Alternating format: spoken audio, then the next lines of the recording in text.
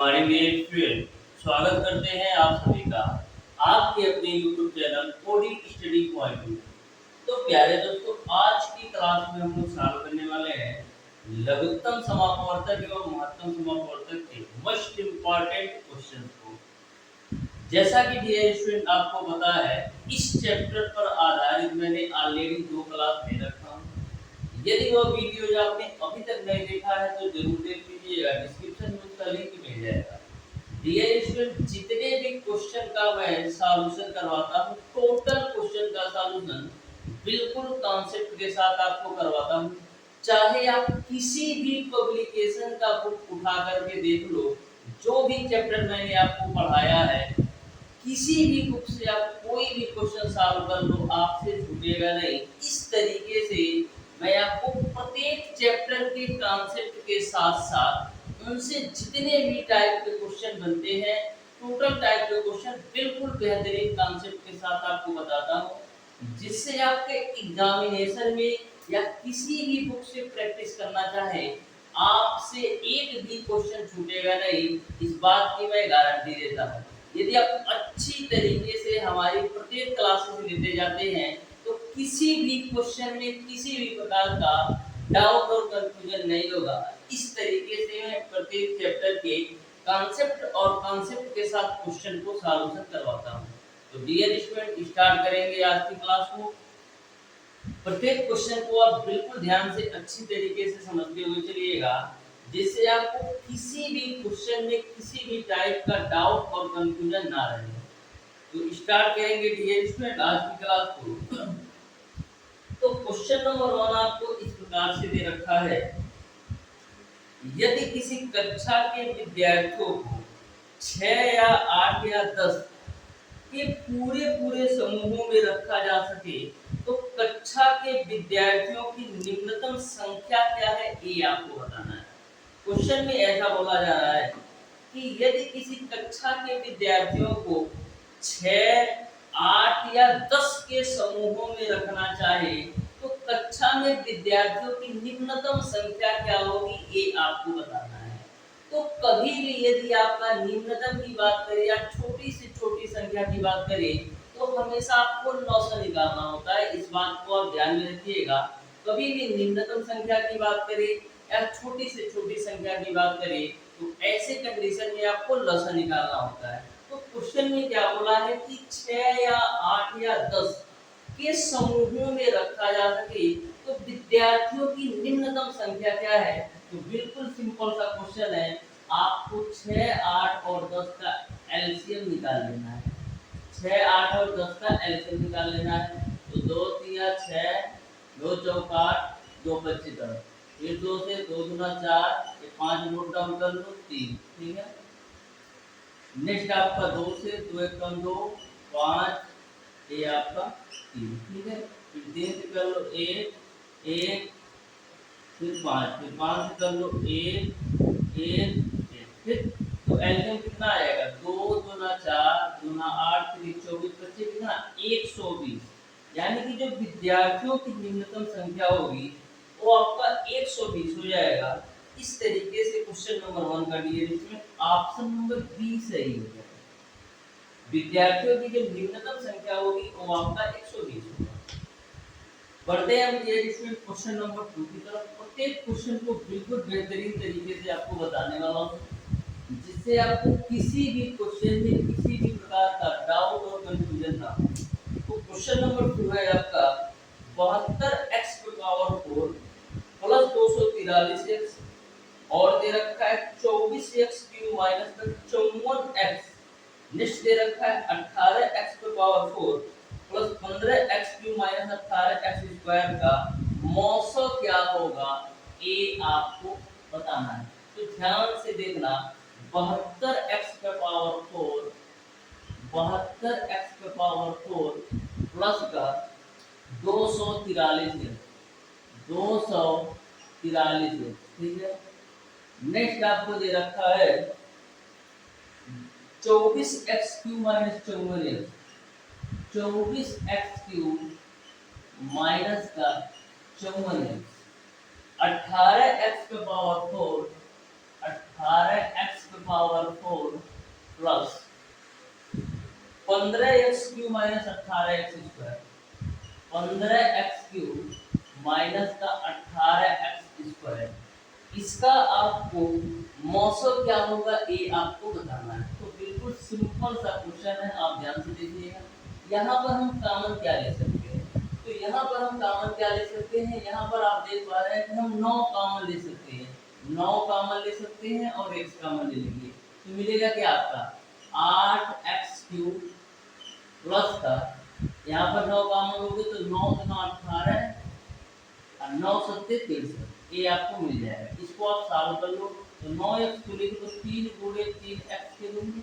यहाँ पर आप ध्यान से देखिएगा तो a³ प्लस का b³ के रूप में है, क्योंकि 8x³ को हम 2x का होल क्यूब लिख सकते हैं और 27 को हम लिख सकते हैं 3 का होल क्यूब के रूप में। यानी कि यह जो वैल्यू आपका 8x³ प्लस का 27 है, a³ प्लस का b³ के रूप में है। तो a³ प्लस b³ बराबर क्या होता है, एक ब्रैकेट में आपका होता है a प्लस b, यानी एक ब्रैकेट में आपका हो जाएगा 2x प्लस का 3, एक ब्रैकेट में a² plus b² minus ab, तो 2x का होल स्क्वायर आपका हो जाएगा 4x², 3 का स्क्वायर 9 माइनस का a इंटू b, तो 2x का गुणा 3 में करोगे तो 6 मिल जाएगा। यहाँ तक सबको क्लियर है। अब बात आती है इसकी, तो ध्यान से देखिएगा। इन दोनों में कॉमन आपका क्या है, इन दोनों में हम कॉमन ले सकते हैं 8, 6 कॉमन ले, क्योंकि 8 इसमें कॉमन नहीं होगा ना, 6 कॉमन ले तो 6x कॉमन ले लोगे तो मिलेगा आपको 4x² माइनस का 9। ठीक, 6x को लिख दो आप 3 × 2x के रूप में। अब देखो 4x² माइनस का 9 a² माइनस b² के रूप में है, क्योंकि 4x² को हम लिख सकते हैं 2x का होल स्क्वायर, 9 को लिख सकते हैं 3 का होल स्क्वायर।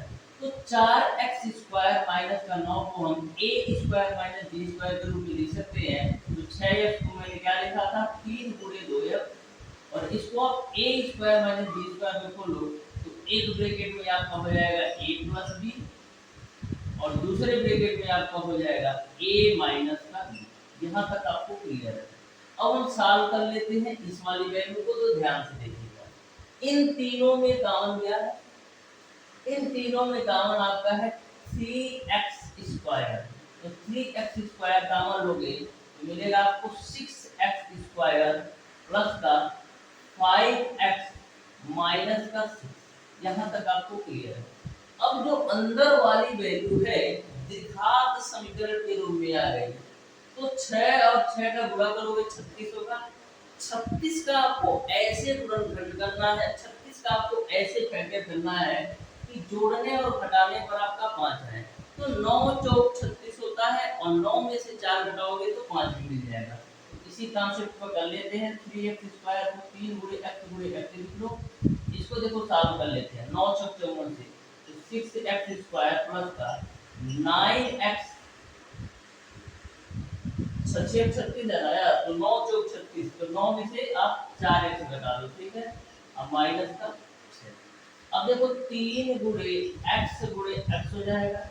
इन दोनों में कॉमन आपका क्या है, इन दोनों में कॉमन आपका है 3x। 3x कॉमन लोगे तो मिलेगा आपको 2x प्लस का 3। इन दोनों में कॉमन आप माइनस का 2 ले लो तो 2x प्लस का 3 यहाँ से मिल जाएगा। तो यहाँ से आपको मिल जाएगा 3 × x, ये दोनों ब्रैकेट सेम, तो एक बार लिख लो 2x प्लस का 3 और 3x माइनस का 2। तो मैंने तीनों वैल्यू को सॉल्व कर लिया। अब आप देखिए क्या कॉमन है। तो देखिए सबसे पहले तो 3 आपको यहाँ पर भी मिल रहा है, यहाँ पर भी मिल रहा है और यहाँ पर भी मिल रहा है, तो 3 कॉमन है। x भी यहाँ पर भी है, यहाँ पर भी है और यहाँ पर भी x कॉमन मिल रहा है। उसके बाद 2x प्लस 3 यहाँ पर भी है, 2x प्लस 3 यहाँ पर भी है और 2x प्लस 3 यहाँ पर भी है, तो 2x प्लस का 3 यही आपका राइट आंसर हो जाएगा। यानी क्वेश्चन नंबर 2 का 3x ब्रैकेट में 2x प्लस 3 मौसम होगा।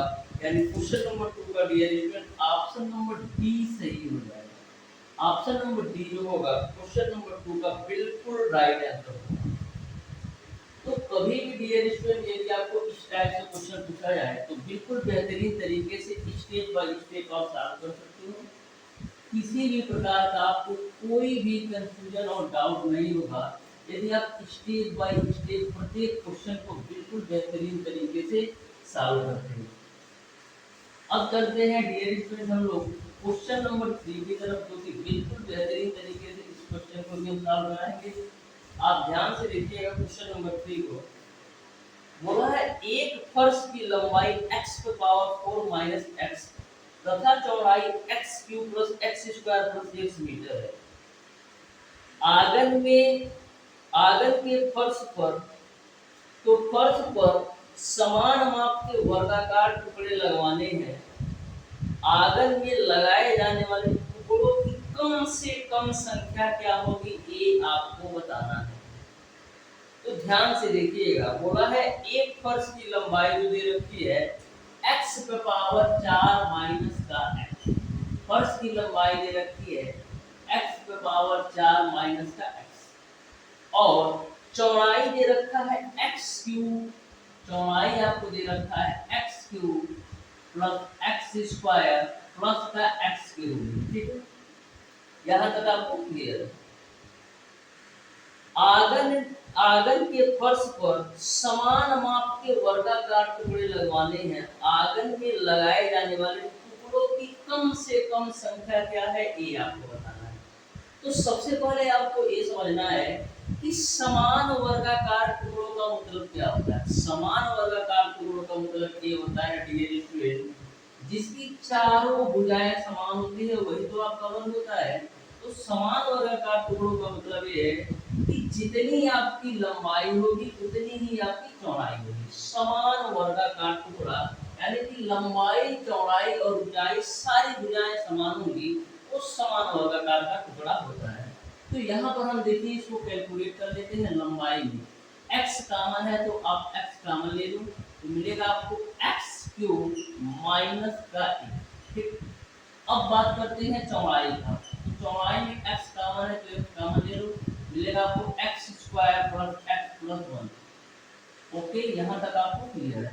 अब देखिए यहाँ पर हम कैलकुलेट कर सकते हैं a क्यूब माइनस का b क्यूब के रूप में। a क्यूब माइनस का b क्यूब के रूप में, क्योंकि एक का क्यूब करोगे एक ही रहेगा। तो इसको आप a क्यूब माइनस का b क्यूब का फार्मूला जोड़ दीजिए। तो a cube minus b cube का फार्मूला क्या होता है, एक ब्रैकेट में a माइनस b, एक ब्रैकेट में a square plus b square plus का a इंटू का b। अब बाहर एक आपका है ही, ये आपका l की वैल्यू होगी। यहाँ तक आपको क्लियर है, यहाँ तक आपको सारी बातें क्लियर है। अब लंबाई आपको x minus 1 x square plus 1 plus x मिलेगी। चौड़ाई आपको x square plus x plus 1 मिलेगी। बोला है समान माप के वर्गाकार टुकड़े लगवाने हैं, यानी कि लंबाई और चौड़ाई दोनों ही समान होगा। तो देखो x square plus x plus 1 यहाँ पर भी है, x square plus 1 plus x यहाँ पर भी है। यानी कि समान माप के वर्गाकार टुकड़ा कितना होगा x square plus x plus 1, क्योंकि लंबाई और चौड़ाई दोनों समान होगी। तो दोनों में समान क्या है x square plus x plus 1 x square plus x plus 1। तो ये आपके समान माप के वर्गाकार टुकड़े हो गए। तो टुकड़ों की संख्या कितनी होगी, तो टुकड़ों की संख्या डियर स्टूडेंट केवल और केवल आपका x माइनस 1 होगा। यानी कि वर्गाकार टुकड़ों की जो संख्या होगी वो आपका x माइनस 1 होगा।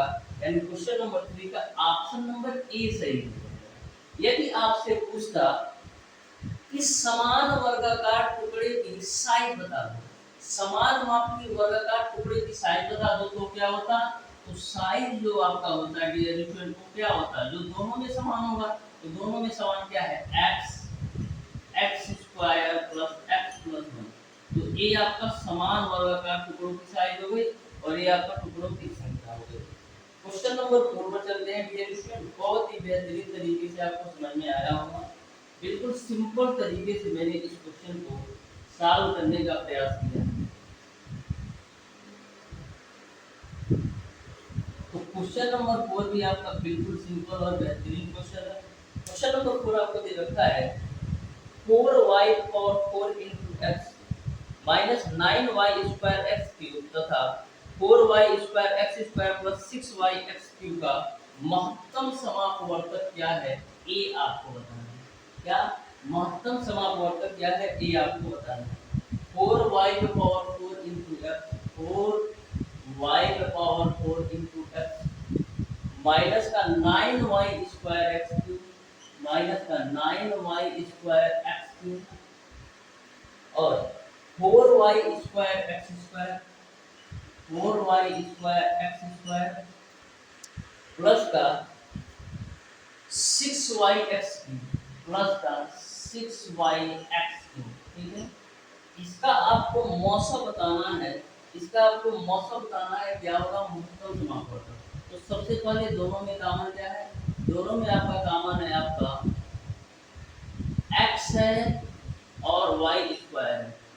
x और y² कॉमन हो गए तो मिलेगा आपको 4y² माइनस का 9x², ठीक है।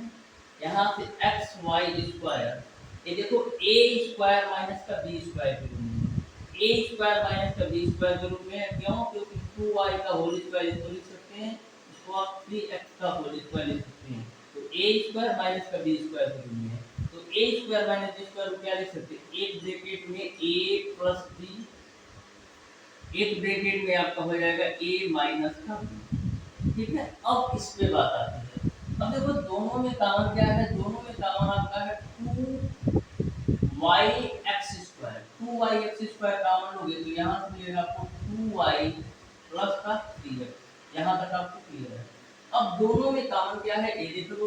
तो दोनों में कॉमन आप देखो क्या है, तो दोनों में कॉमन आपका क्या है, एक तो आपका x है और दूसरा आपका y है और एक आपका 2y प्लस का 3x है। तो x × y 2y plus 3x यही आपका मौसा होगा, यानी क्वेश्चन नंबर 4 का ऑप्शन नंबर बी सही हो जाएगा। Option number B will be the right answer for question number 4। Question number 5 भी आपका बिल्कुल सिंपल और आसान सा क्वेश्चन है। ऐसा क्वेश्चन ऑलरेडी मैंने सॉल्व करवाया है। जो स्टूडेंट हमारी पिछली क्लास देखे होंगे वो क्वेश्चन नंबर 5 को मैक्सिमम 5 सेकंड के अंदर सॉल्व कर सकते हैं। तो ध्यान से देखिएगा क्वेश्चन नंबर 5 को। बोला है एक व्यापारी के पास 3 किस्म की चाय है। पहली आपका 117 किलो, दूसरी आपका 150 किलो और तीसरी आपका 143 किलो। एक ही आकार के कम से कम कितने डिब्बों में पूरी चाय बिना मिलावट के आ सकती है, ये आपको बताना है। क्वेश्चन में ऐसा बोला जाता है कि एक कोई आपका व्यापारी है जिसके पास 3 किस्म की चाय है। तो पहले किस्म की चाय है वो आपका 117 किलो है, दूसरे किस्म की जो चाय है वो आपका 130 किलो है और जो तीसरे किस्म की चाय है वो आपका 143 किलो है। तो आपको यह बताना है कि एक ही आकार के कितने डिब्बों की आवश्यकता होगी जो कि हम बिना मिलावट के चाय को रख सकते हैं। तो व्यापारी के पास 3 किस्म की चाय है। पहले किस्म की जो चाय है डियर स्टूडेंट वो आपका है 117 किलो और जो दूसरे किस्म की चाय है वो आपका है 130 किलो और जो तीसरे किस्म की चाय है वो आपका है 143 किलो। क्वेश्चन में ऐसा बोला जा रहा है कि यदि इन तीनों किस्म की चाय को समान माप के डब्बों में रखा जाए, इन तीनों किस्म की चाय को समान माप के डब्बों में रखा जाए तो बिना मिलावट के हमको कितना डिब्बा की आवश्यकता होगी, ये आपको बताना है। पहले किस्म की चाय 117 किलो है, दूसरे किस्म की चाय 130 किलो और तीसरी किस्म की चाय आपका है 143 किलो। तो ऐसे कंडीशन में हम लोग करते क्या है, ऐसे कंडीशन में हम लोग मौसा निकाल लेते हैं। तो मौसा निकालो, देखो किससे कटेगा, 13 से डायरेक्ट काट दो। तो 13 9 117, 13 दही 130 और 13 कम 13 और 13 कम 13। तो यहाँ से आप देख सकते हैं कि हमको जो समान माप के डब्बों की आवश्यकता होगी उसकी जो माप होगी वो आपका 13 किलो का होगा। यानी कि हम 13 किलो का डब्बा यूज करेंगे। एक 9 अगर 13 किलो का डब्बा यूज करेंगे तो 117 किलो वाला चाय आ जाएगा और 10 डब्बा यदि हम 13 किलो का यूज करें तो 130 किलो वाला चाय आ जाएगा और 11 डब्बा यदि हम 13 किलो का यूज करेंगे तो 143 किलो वाला चाय आ जाएगा। तो इस तरीके से आप देख सकते हो कितने डब्बों की आवश्यकता होगी। तो 10, 9, 19 और 11 कितना 30 डब्बों की आवश्यकता होगी इन तीनों किस्म की चाय को बिना मिलावट के समान माप के डब्बों में रखने के लिए। यानी कि हमको 30 डब्बा लगेगा तो हमारा तीनों किस्म की चाय अलग अलग समान माप के डब्बों में हम रख सकते हैं। यानी क्वेश्चन नंबर 5 का dear student option number B सही है। बढ़ते हैं डियर स्टूडेंट आपका क्वेश्चन नंबर 6 की तरफ, जो कि बिल्कुल सिंपल क्वेश्चन है, आप ध्यान से देखना। क्वेश्चन नंबर 6 आपका, वह बड़ी से बड़ी संख्या ज्ञात कीजिए जिससे 23, 35 तथा 41 में भाग देने पर प्रत्येक दशा में 5 शेष बचे। 23, 35 तथा 41 से भाग देने पर प्रत्येक दशा में 5 शेष बचे, ये आपको बताना है। तो कभी भी यदि आपका बड़ी से बड़ी संख्या की बात करें, बड़ी से बड़ी संख्या की बात करें तो वहां पर आपको मौसन निकालना होता है, और छोटी से छोटी संख्या की बात करें तो वहां पर आपको लौसन निकालना होता है। यहाँ पर बड़ी से बड़ी संख्या ज्ञात कीजिए जिसमें आपका 23, 35 तथा 41 से भाग देने पर प्रत्येक दशा में 5 से कितना 23, 35 और 41 से भाग देने पर प्रत्येक दशा में कितना 5 शेष बचे। प्रत्येक दशा में 5 शेष बचे। तो सबसे पहले हम क्या करेंगे, शेषफल को ही आप घटा दो, शेषफल को ही आप तीनों में से घटा दो, क्योंकि प्रत्येक दशा में कितना 5 शेष बचे। तो मैंने क्या किया, शेषफल को तीनों से घटा दिया, तो यहाँ पर आपको मिलेगा 18, यहाँ पर आपको मिलेगा 30 और यहाँ पर आपको मिल जाएगा 36। इसका फैक्टर करो कितना आएगा, 6 गुणे 3 होगा। इसका फैक्टर करो कितना आएगा, 6 गुणे 5 आएगा। इसका फैक्टर करो सिर्फ 6 गुणे 6 आएगा। अब तीनों में कॉमन क्या है ये देख लो। तो तीनों में कॉमन क्या है, केवल और केवल 6। 6 यहाँ पर भी है और 6 यहाँ पर भी है, तो तीनों में कॉमन आपका 6 है, तो 6 आपका आंसर हो जाएगा। इस तरीके से डियर स्टूडेंट क्वेश्चन नंबर 6 का ऑप्शन नंबर सी सही हो जाएगा। अब देखिए प्रूफ कैसे कर सकते हो, 6 से भाग दोगे 23 में तो भी 5 बचेगा, 6 से भाग दोगे 35 में तो भी 5 बचेगा, और 6 से भाग 41 में दोगे तो भी 5 बचेगा। यानी क्वेश्चन नंबर 6 का ऑप्शन नंबर सी सही हो जाएगा। पढ़ते हैं डियर स्टूडेंट हम क्वेश्चन नंबर 7 की तरफ। थोड़ा सा अलग है लेकिन सॉल्व करना है आपको क्वेश्चन नंबर 6 की तरह ही। ध्यान से देखिएगा, यदि आपसे क्वेश्चन नंबर 7 की तरफ क्वेश्चन पूछा जाए तो कैसे सॉल्व करना है, ध्यान से देखना।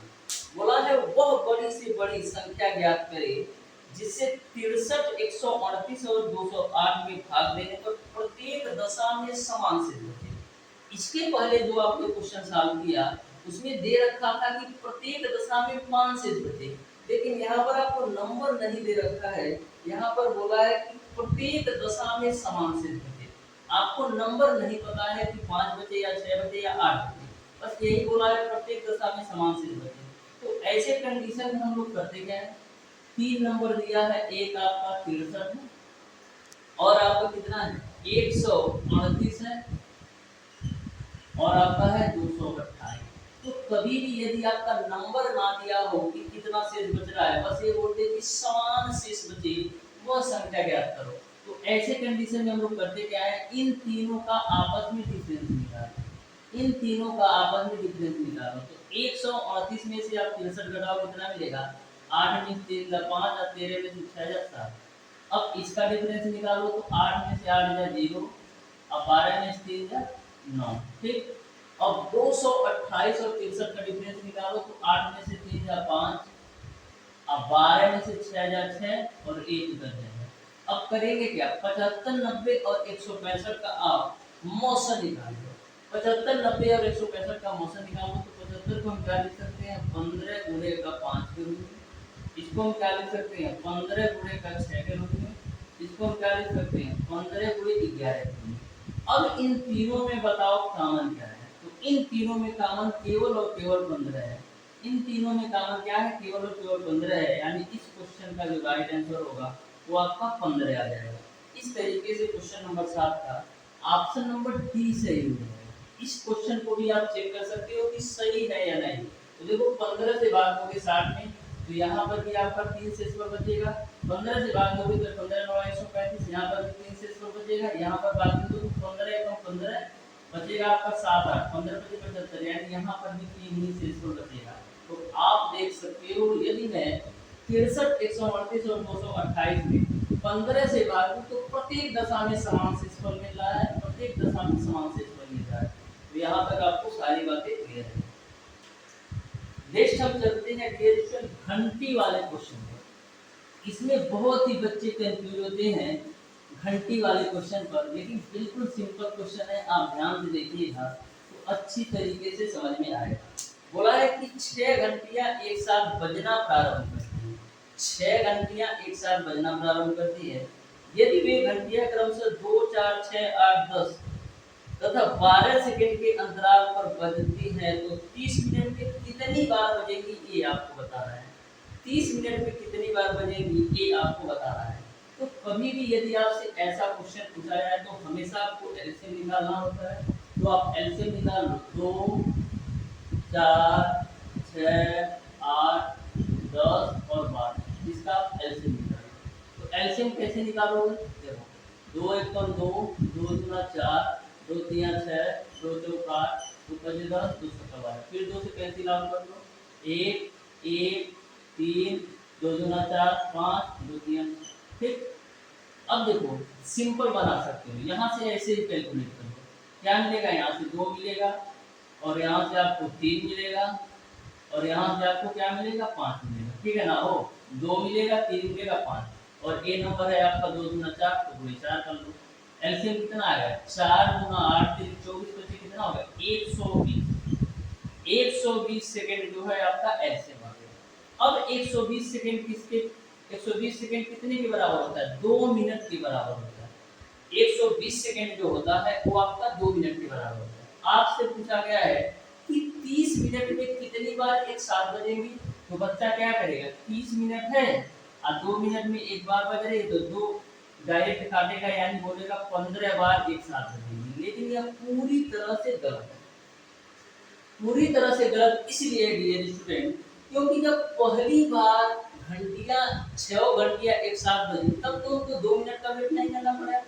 जब पहली बार 6 घंटियां एक साथ बजी तब तो उनको 2 मिनट का वेट नहीं करना पड़ेगा। यह 15 बार कब बज रही है? 30 मिनट के अंतराल पर, यानी हर 2-2 मिनट के अंतराल पर 15 बार तो ये हो गई।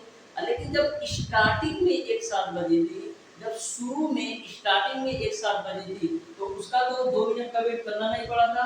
तो 15 बार तो 2-2 मिनट के अंतराल पर ये आ जाएगा और जो पहली बार यानी स्टार्टिंग में पहली बार बजी थी वो एक बार आपका आएगा। तो 15 एक 16 बार बजेगी, यानी कि 30 मिनट में 16 बार 6 घंटियां एक साथ बजेगी। तो इस कॉन्सेप्ट को आप बिल्कुल ध्यान में रखिएगा, 15 टिक करके मत आ जाना डियर स्टूडेंट, आपका 16 होगा, क्योंकि पहली बार बजने में 6 घंटियों को कोई भी वेट नहीं करना पड़ेगा, किसी भी समय अंतराल की जरूरत नहीं पड़ेगी। यानी कि क्वेश्चन नंबर 8 का dear student option number C सही है।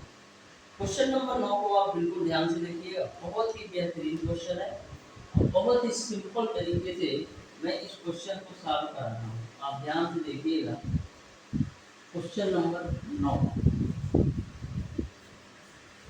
तो क्वेश्चन नंबर 9 आपका है डियर स्टूडेंट, वह छोटी से छोटी संख्या ज्ञात कीजिए जिसको 15, 25, 35 तथा 45 से भाग देने पर क्रमशः 7, 17, 27 तथा 37 बेच देंगे। कितना?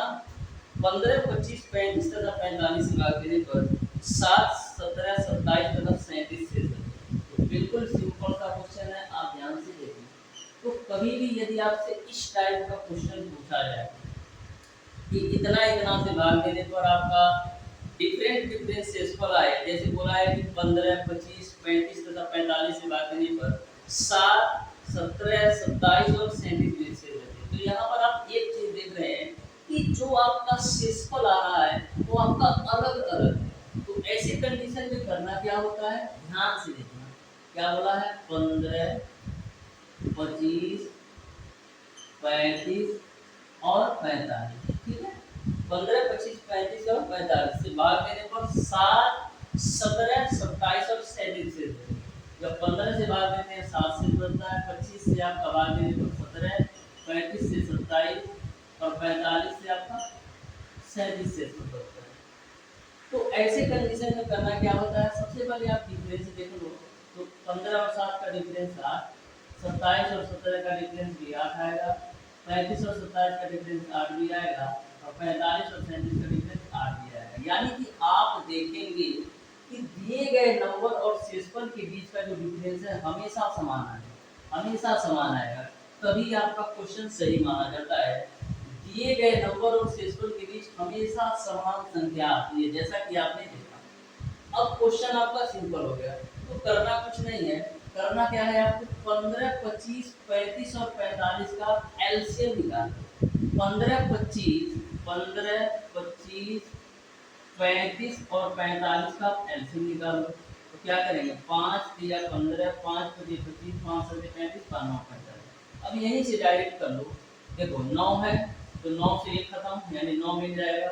यहाँ से आप 5 मिल जाएगा, यहाँ से 7 मिल जाएगा और ऑलरेडी 5 आपका है। तो देखो 5 पच्चीस 25 और 9 सत्ते 63।